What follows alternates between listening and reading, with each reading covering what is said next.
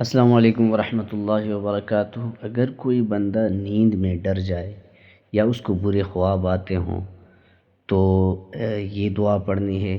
یاد رکھے جو برے خواب ہوتے ہیں وہ اکثر شیطانی خواب ہوتے ہیں، شیطان کی طرف سے ہوتے ہیں، تو آپ سب سے پہلی بات تو یہ ہے کہ آپ اس کو کسی کے سامنے بیان نہ کریں، اس کو اگنور کریں۔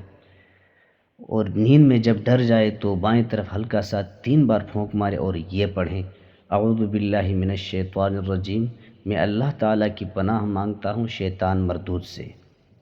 اور ساتھ ایک جامع دعا ہے، یہ بھی پڑھ لیں، اللہم انی اعوذ بک من عمل الشیطان وسوء الاحلام، اے اللہ میں شیطان کے عمل اور برے خوابوں سے تیری پناہ چاہتا ہوں۔